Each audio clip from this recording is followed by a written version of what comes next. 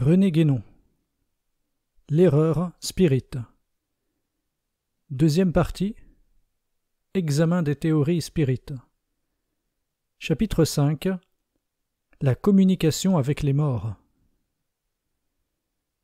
En discutant la communication avec les morts, ou la réincarnation, ou tout autre point de la doctrine spirite, il est un genre d'arguments dont nous ne tiendrons aucun compte. Ce sont les arguments d'ordre sentimental, que nous regardons comme absolument nuls, aussi bien dans un sens que dans l'autre. On sait que les spirites ont volontiers recours à ces raisons qui n'en sont point, qu'ils en font le plus grand cas, et qu'ils sont sincèrement persuadés qu'elles peuvent réellement justifier leurs croyances. Cela est tout à fait conforme à leur mentalité. Les spirites, assurément, sont loin d'avoir le monopole du sentimentalisme, qui est assez généralement prédominant chez les occidentaux modernes. Mais leur sentimentalisme revêt des formes particulièrement irritantes pour quiconque est exempt de leurs préjugés. Nous ne connaissons rien de plus sottement puéril que ces invocations adressées aux chers esprits, entre guillemets, ces chants par lesquels s'ouvrent la plupart des séances, cet absurde enthousiasme en présence des communications, entre guillemets, les plus banales et des manifestations les plus ridicules. Il n'y a rien d'étonnant, dans ces conditions, à ce que les spirites insistent à tout propos ce qu'il y a de consolant, entre guillemets, dans leur théorie. Qu'ils les trouvent telles, c'est leur affaire, et nous n'avons rien à y voir. Nous constatons seulement qu'il y en a d'autres, au moins aussi nombreux, qui ne partagent point cette appréciation et qui pensent même exactement le contraire, ce qui, du reste, ne prouve rien non plus.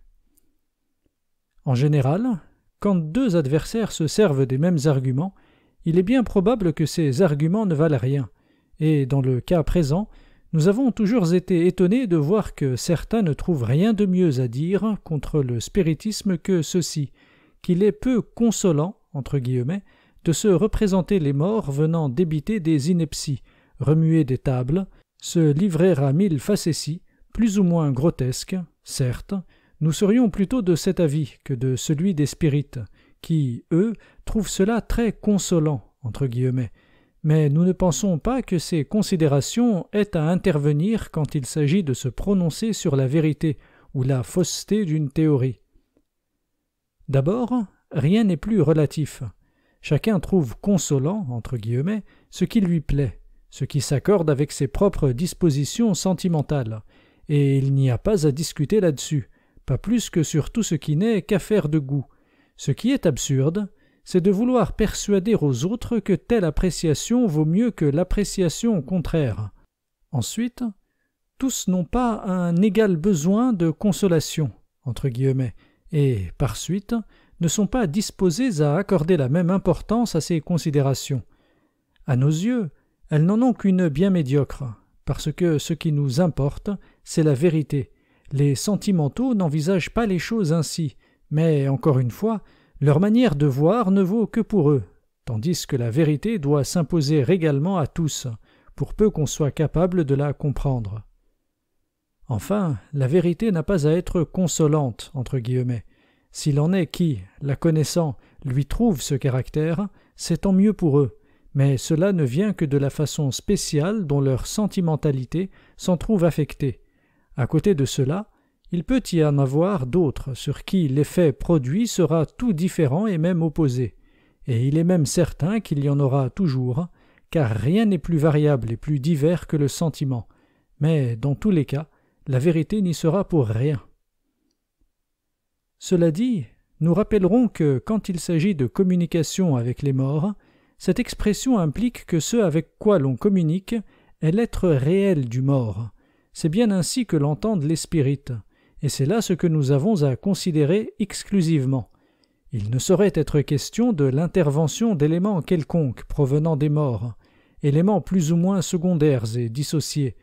Nous avons dit que cette intervention est parfaitement possible. Mais les spirites, par contre, ne veulent pas en entendre parler. Nous n'avons donc plus à nous en occuper ici, et nous aurons une observation semblable à faire en ce qui concerne la réincarnation.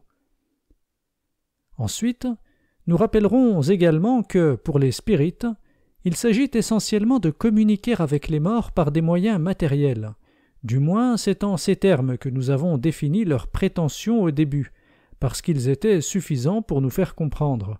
Mais il y a là une équivoque possible, parce qu'il peut y avoir des conceptions de la matière qui soient extrêmement différentes, et que ce qui n'est pas matériel pour les uns peut cependant l'être pour les autres, sans compter ceux à qui l'idée même de matière est étrangère ou paraît vide de sens. Nous dirons donc, pour plus de clarté et de précision, que les spirites envisagent une communication établie par des moyens d'ordre sensible. C'est là, en effet, ce qui constitue l'hypothèse fondamentale du spiritisme. C'est précisément ce dont nous affirmons l'impossibilité absolue, et nous allons avoir maintenant à en donner les raisons. Nous tenons à ce que l'on comprenne bien notre position à cet égard. Un philosophe, tout en se refusant à admettre la vérité ou même la probabilité de la théorie spirite, peut cependant la regarder comme représentant une hypothèse comme une autre, et, même s'il la trouve fort peu plausible, il peut se faire que la communication avec les morts ou la réincarnation lui apparaissent comme des problèmes, entre guillemets, qu'il n'a peut-être aucun moyen de résoudre. Pour nous, au contraire, il n'y a là aucun problème, entre guillemets, parce que ce ne sont que des impossibilités pures et simples. Nous ne prétendons pas que la démonstration en soit facilement compréhensible pour tous, parce qu'elle fait appel à des données d'ordre métaphysique, d'ailleurs relativement élémentaires. Nous ne prétendons pas non plus l'exposer ici d'une façon absolument complète, parce que tout ce qu'elle présuppose ne saurait être développé dans le cadre de cette étude, et il est des points que nous reprendrons ailleurs. Cependant, cette démonstration, lorsqu'elle est pleinement comprise, entraîne la certitude absolue, comme tout ce qui a un caractère vraiment métaphysique. Si donc certains ne la trouvent pas pleinement satisfaisante, la faute n'en sera qu'à l'expression imparfaite que nous lui donnerons, ou à la compréhension également imparfaite qu'ils en auront eux-mêmes. Pour que deux êtres puissent communiquer entre eux par des moyens sensibles, il faut d'abord que tous deux possèdent des sens, et de plus, il faut que leurs sens soient les mêmes, au moins partiellement. Si l'un d'eux ne peut avoir de sensation, ou s'ils n'ont pas de sensation commune, aucune communication de cet ordre n'est possible. Cela peut sembler très évident, mais ce sont les vérités de ce genre qu'on oublie le plus facilement, ou auxquelles on ne fait pas attention. Et pourtant elles ont souvent une portée qu'on ne soupçonne pas. Des deux conditions que nous venons d'énoncer, c'est la première qui établit d'une façon absolue l'impossibilité de la communication avec les morts au moyen des pratiques spirites. Quant à la seconde, elle compromet au moins très gravement la possibilité des communications interplanétaires. Ce dernier point se rattache immédiatement à ce que nous avons dit à la fin du chapitre précédent. Nous allons l'examiner en premier lieu, car les considérations qu'il va nous permettre d'introduire faciliteront la compréhension de l'autre question, celle qui nous intéresse principalement ici. Si l'on admet la théorie qui explique toutes les sensations par des mouvements vibratoires plus ou moins rapides, et si l'on considère le tableau où sont indiqués les nombres de vibrations par seconde qui correspondent à chaque sorte de sensation, on est frappé par le fait que les intervalles représentent ce que nos sens nous transmettent sont très petits par rapport à l'ensemble. Ils sont séparés par d'autres intervalles où il n'y a rien de perceptible pour nous, et de plus, il n'est pas possible d'assigner une limite déterminée à la fréquence croissante ou décroissante des vibrations, de sorte qu'on doit considérer le tableau comme pouvant se prolonger de part et d'autre par des possibilités indéfinies de sensations, auxquelles ne correspond pour nous aucune sensation effective. Note de bas de page.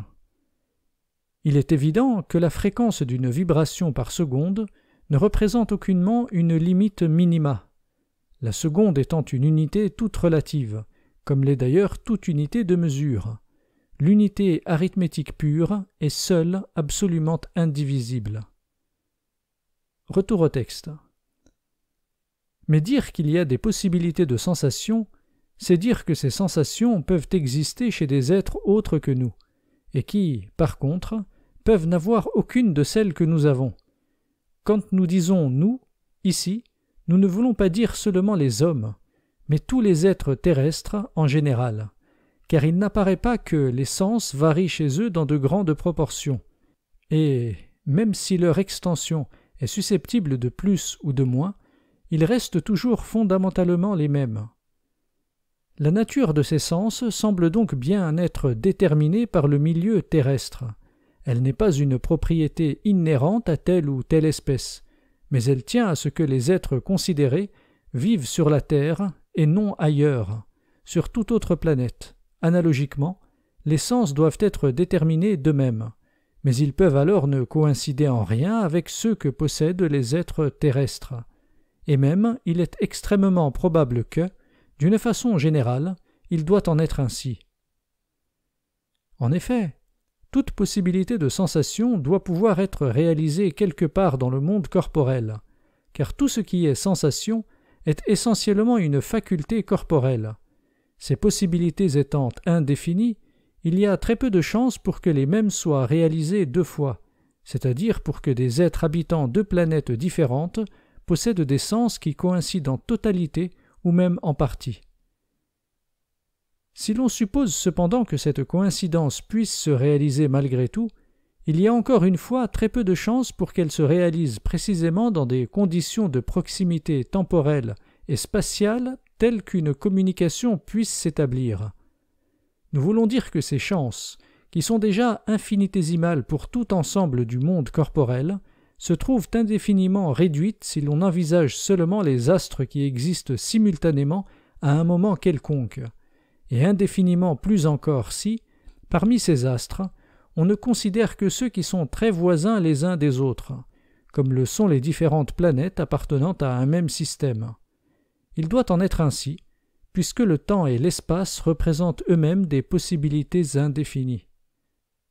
Nous ne disons pas qu'une communication interplanétaire soit une impossibilité absolue.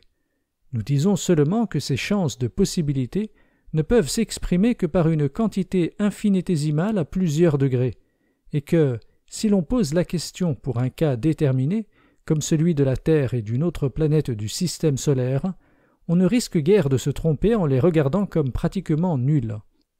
C'est là, en somme, une simple application de la théorie des probabilités.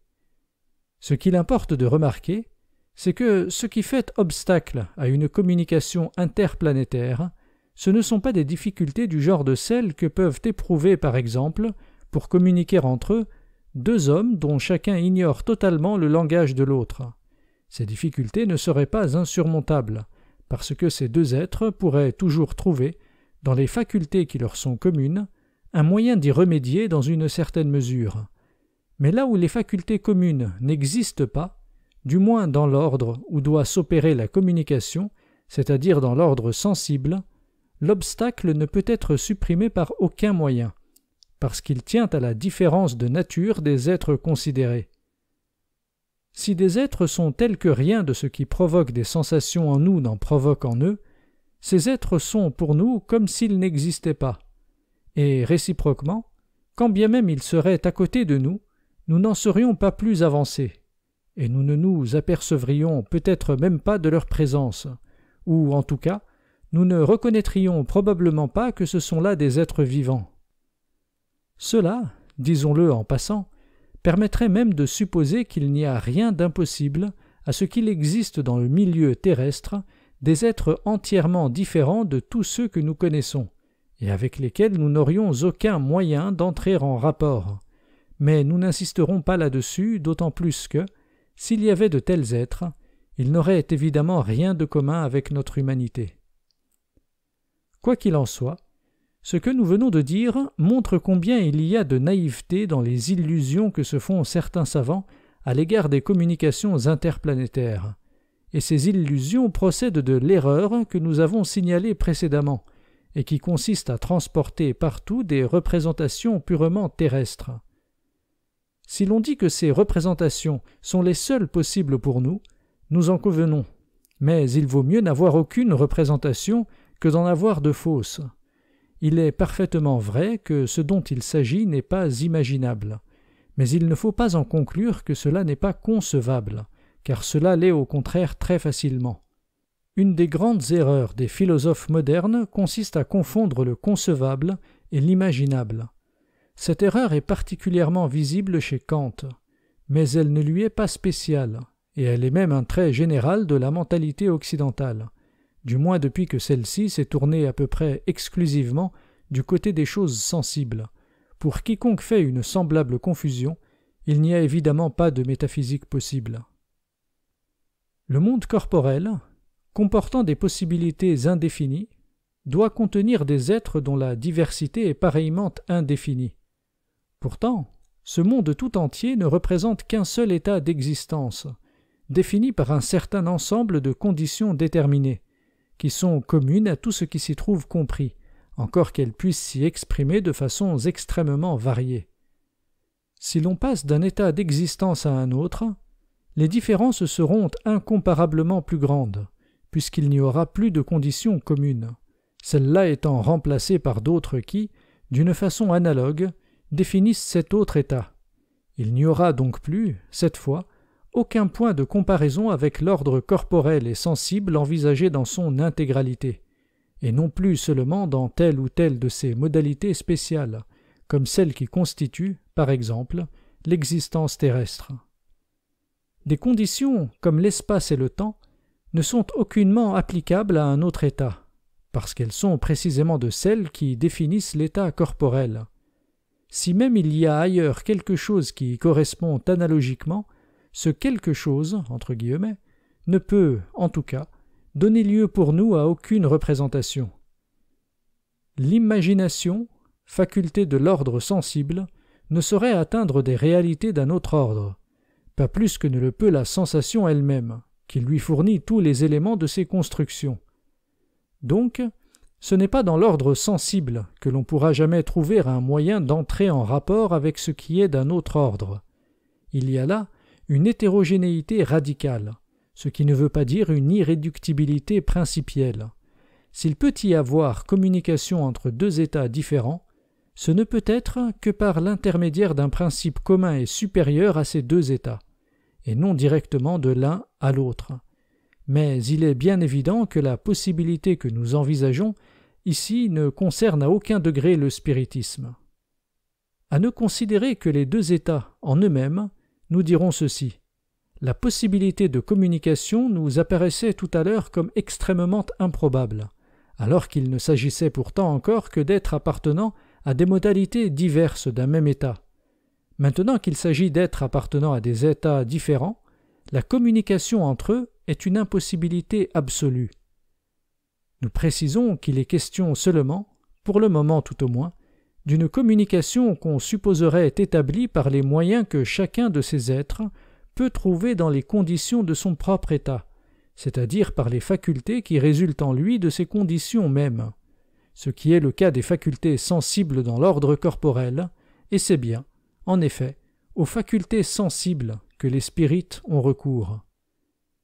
C'est une impossibilité absolue parce que les facultés dont il s'agit sont rigoureusement propres à un seul des états envisagés, comme le sont les conditions dont elles dérivent.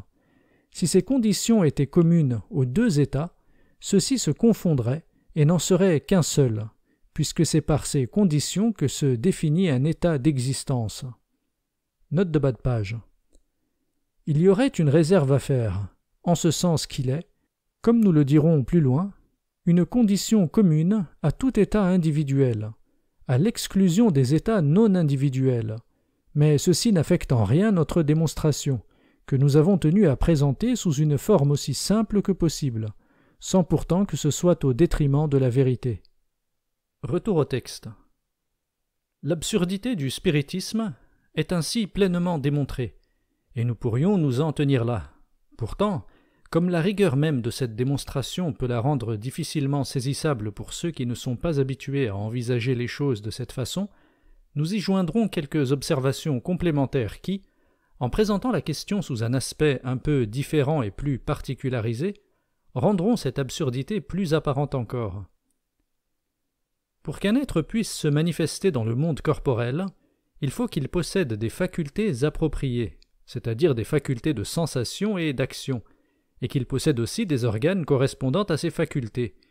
Sans de tels organes, en effet, ces facultés pourraient bien exister, mais seulement à l'état latent et virtuel. Elles seraient de pure potentialité qui ne s'actualiseraient pas, et elles ne serviraient en rien à ce dont il s'agit. Donc, si même on suppose que l'être qui a quitté l'état corporel pour passer à un autre état conservant lui, d'une certaine façon, les facultés de l'état corporel, ce ne peut être qu'à titre de potentialité, et ainsi elles ne peuvent lui être désormais d'aucun usage pour communiquer avec les êtres corporels. Un être peut d'ailleurs porter en lui des potentialités correspondant à tous les états dont il est susceptible, et même il le doit en quelque manière, sans quoi ces états ne seraient pas des possibilités pour lui. Mais nous parlons ici de l'être dans sa réalité totale, et non pas de cette partie de l'être qui ne renferme que les possibilités d'un seul état, comme l'individualité humaine par exemple. Cela est donc bien au-delà de tout ce que nous avons à envisager présentement. Et si nous y avons fait allusion, c'est uniquement pour ne rien négliger de ce qui pourrait sembler susceptible de donner lieu à quelque objection. D'autre part, pour éviter tout équivoque, nous devons ajouter que ce que représente l'individualité humaine n'est pas précisément l'état corporel seul, mais comporte en outre divers prolongements qui, avec cet état corporel proprement dit, constituent encore un seul et même état ou degré de l'existence universelle. Ici, nous n'avons guère à nous préoccuper de cette dernière complication, puisque, s'il est vrai que l'état corporel n'est pas un état absolument complet, il est pourtant seul en cause dans toute manifestation sensible. Au fond, sensible et corporel s'identifient complètement. Pour revenir à notre point de départ, nous pouvons donc dire qu'une communication par des moyens sensibles n'est possible qu'entre des êtres qui possèdent un corps. Cela revient en somme à dire qu'un être, pour se manifester corporellement, doit être lui-même corporel, et, sous cette dernière forme, la chose n'est que trop évidente. Les spirites eux-mêmes ne peuvent aller ouvertement contre cette évidence. C'est pourquoi, sans trop se rendre compte des raisons qui les y obligent, ils supposent que leurs esprits, entre guillemets, conservent toutes les facultés de sensation des êtres terrestres, et ils leur attribuent en outre à un organisme une sorte de corps qui n'en est pas un, puisqu'il aurait des propriétés incompatibles avec la notion même de corps, et qu'il n'aurait pas toutes les propriétés qui sont essentiellement inhérentes à cette notion. Il en garderait bien quelques-unes, comme d'être soumis à l'espace et au temps, mais cela est loin d'être suffisant. Il ne saurait y avoir de milieu, où un être a un corps, où il n'en a pas. S'il est mort au sens ordinaire du mot, ce que les spirites appellent désincarné, entre guillemets, cela veut dire qu'il a quitté son corps. Dès lors, il n'appartient plus au monde corporel, d'où il suit que toute manifestation sensible lui est devenue impossible.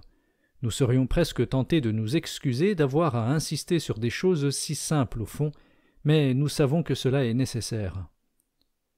Nous ferons remarquer encore que cette argumentation ne préjuge rien de l'état posthume de l'être humain. De quelque façon que l'on conçoive cet état, on peut s'accorder à reconnaître qu'il n'est nullement corporel, à moins que l'on accepte ces grossières représentations de la « survie » entre guillemets, que nous avons décrites au chapitre précédent, avec tous les éléments contradictoires qu'elle comporte. Cette dernière opinion n'est pas de seule que l'on peut discuter sérieusement, et toute autre opinion, quelle qu'elle soit, doit entraîner nécessairement la négation formelle de l'hypothèse spirite.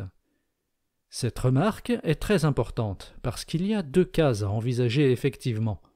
Ou bien l'être, après la mort, et du fait même de ce changement, est passé dans un état entièrement différent et défini par des conditions tout autres que celles de son état précédent, et alors la réfutation que nous avons exposée en premier lieu s'applique immédiatement et sans aucune restriction, ou bien il demeure encore dans quelques modalités du même état, mais autre que la modalité corporelle, et caractérisé par la disparition de l'une au moins des conditions dont la réunion est nécessaire pour constituer la corporéité.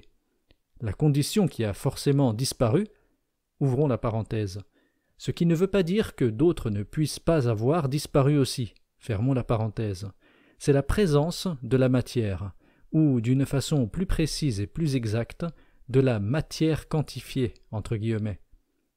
Note de bas de page. Materia quantitate signata, suivant l'expression scolastique. Retour au texte. Nous pouvons admettre que ces deux cas correspondent l'un et l'autre à des possibilités. Dans le premier, l'individualité humaine a fait place à un autre état, individuel ou non, qui ne peut plus aucunement être dit humain.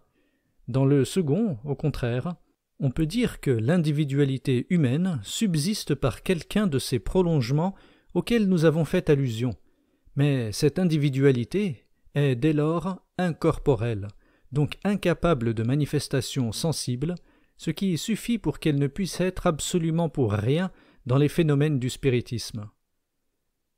Il est à peine besoin d'indiquer que c'est au second cas que répond, entre autres, la conception de l'immortalité entendue au sens religieux et occidental.